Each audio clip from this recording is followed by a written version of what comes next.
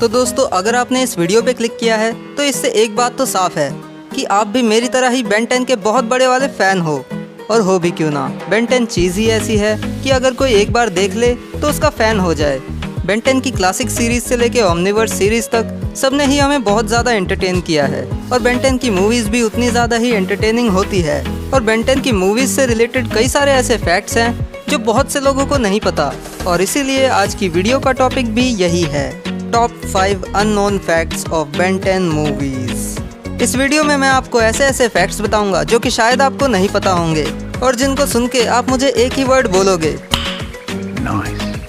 Fact number 1, अभी recently आई Ben 10 reboot की तीनों मूवीज यानी कि बेन 10,010, बेन 10 एलियन एक्सटिंक्शन और बेन 10 में शुरुआत में मूवी का इंट्रो दिखाया जाता है, जिसमें हमें वो कैरेक्टर्स भी दिखाए जाते हैं जो मूवी के अंदर हैं। जैसे कि बेन 10,010 मूवी के इंट्रो में हमें ये सारे विलन्स दिखाए जाते हैं जो कि मूवी के अंदर एक पॉजिटिव रोल में दिखाए गए हैं, और बेन 10 एलियन एक्सटिंक्शन मूवी के इंट्रो में हमें अल्टरनेट बेन्स दिखाए जाते हैं। लेकिन बेन 10 मूवी के इंट्रो में हमें बेन, ग्वेन और ग्रैंडपा के अलावा मूवी का कोई और कैरेक्टर नहीं दिखा।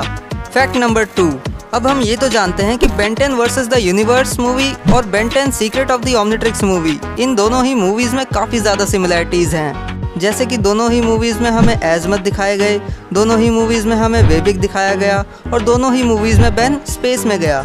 लेकिन इसके अलावा भी इन दोनों मूवीज़ में एक और सिमिलरिटी है।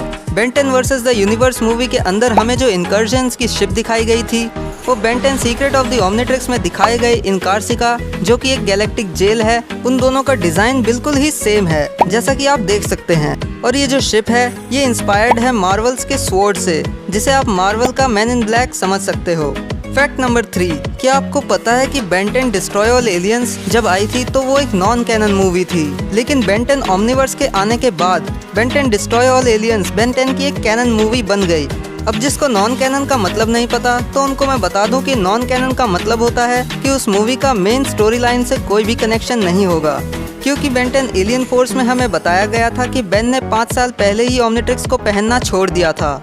लेकिन बेन 10 ओमनीवर्स के फ्लैशबैक एपिसोड्स में हमें बताया गया है कि बेन ने 11 साल की उम्र में फीडबैक को खोने की वजह से ओमनिट्रिक्स पहनना छोड़ दिया था।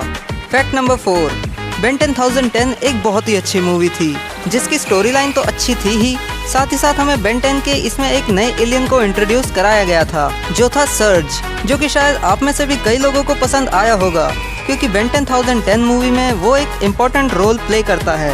लेकिन अगर गौर से सोचे तो बेन 10,010 मूवी के इवेंट्स के बाद इस एलियन का कोई भी यूज़ नहीं है, मतलब ये पूरी तरह से अब यूजलेस है।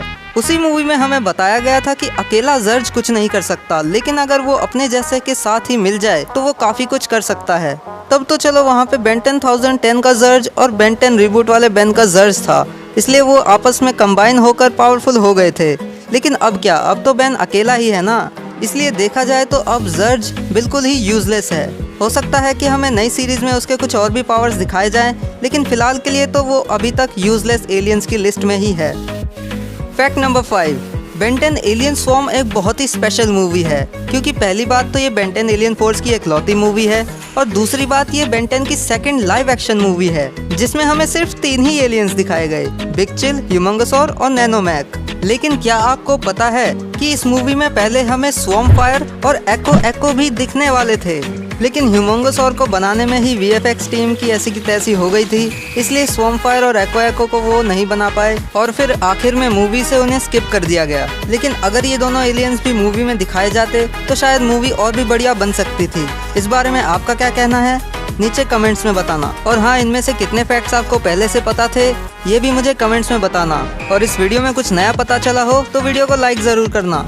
और लगता है जब से मैंने सब्सक्राइब करने के लिए बोलना छोड़ दिया तब से आप लोगों ने सब्सक्राइब करना भी छोड़ दिया। तो भाई यही कहना चाहूँगा, अगर मेरी वीडियोस देखते हो और सब्सक्राइब नहीं किया हुआ है तो सब्सक्राइब कर लेना और घंटी भी बजा देना, क्योंकि इससे अलग ही ठंडक मिलती है। और हाँ, अगर तुमने मेरी बेन 10 मिस्टेक्स वाली सीरीज़ को नहीं देखा तो राइट वाली प्लेलिस्ट तुम्हारा इंतज़ार कर रही है। और बाकी तो चैनल पे बेन 10 फैंस के लिए और भी कई सारी वीडियोज़ हैं, तो जल्दी जाओ और सारी की सारी देखो।